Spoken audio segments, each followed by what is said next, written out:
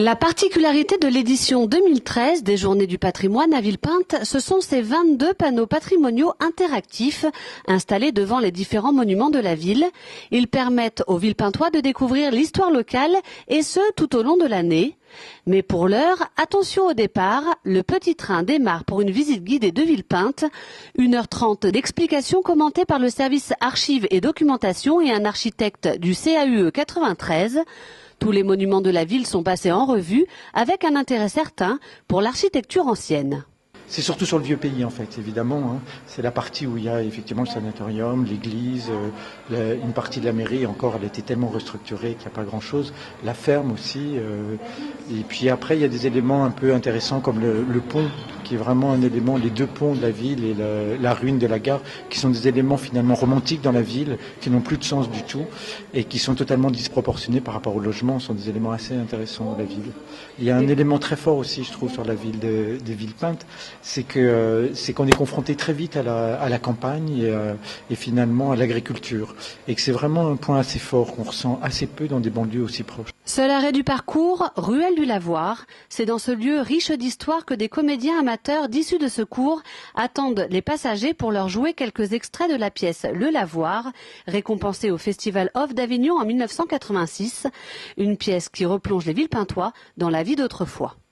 On l'a choisi parce que justement il y avait pas mal de dialogues autour de la vie des lavoirs. Voilà, parce que moi j'avais fait des recherches sur le lavoir en général au 19e siècle, etc. Mais au niveau de la dramaturgie, il fallait absolument trouver quelques dialogues. J'avais vu aussi qu'elles chantaient, les femmes chantaient, donc il a fallu trouver un chant. Puis voilà, les costumes. Enfin, on a essayé de faire quelque chose d'assez cohérent historiquement parlant. C'est par ici. Elle aura tout plein de sous. Et moi j'aurais tout plein de gosses. Et ça me plaise ou non? Tapez le linge, tapez pour faire sortir la saleté. Tapez le linge, tapez pour faire sortir la saleté. C'était super agréable parce qu'on a bien revu tout ce qu'on pouvait imaginer d'un lavoir. Et les dames, elles sont super sympas, donc c'est une belle représentation et ça fait plaisir. Terminus au centre culturel qui représente le point central des activités de la journée. Dans le hall, l'exposition Patrimoine en chantier, mais aussi 15 jeux anciens en bois mis à la disposition des Villepintois. Dans la médiathèque, une salle est consacrée au modélisme ferroviaire. L'une des maquettes représente la gare du Vert-Galant à sa création. En cours de finition, elle sera exposée dans le hall du centre culturel une fois terminée. Cette première présentation au public a permis aux maquettistes de récolter quelques témoignages utiles pour finir son travail. On s'aperçoit que en fait, chacun a des bribes de l'histoire locale et de chercher à reconstituer le passé permet d'assembler toutes ces bribes pour redonner une image de ce qu'était la ville. L'une des choses que me disaient les gens en passant, c'est que ça avait beaucoup changé. 1930, Villepinte, c'est la campagne.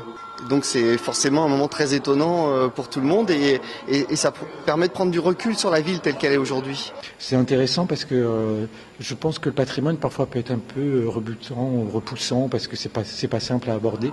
Je trouve que c'est bien d'aller amener les gens sur des choses de leurs souvenirs à eux qui va les amener à pouvoir s'intéresser à un passé peut-être plus ancien.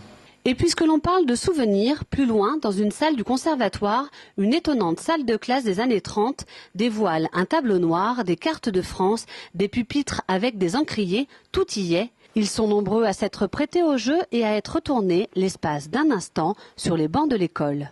Nous avons fait une dictée qui nous a rappelé en fait notre jeunesse avec l'encrier, la plume et c'était très très intéressant. Ensuite, nous avons fait le calcul.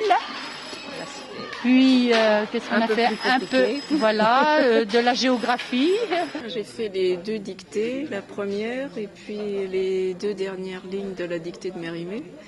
Alors, sur la première dictée, j'ai eu 0 faute et puis sur la deuxième, j'ai eu 2 fautes. La dictée, etc. Ça, c'est très à la française. Ils ont été studieux, attentifs et ont très bien participé. Bravo à eux. La journée s'est terminée avec la remise des récompenses aux participants dans le hall du centre culturel Joseph Kessel.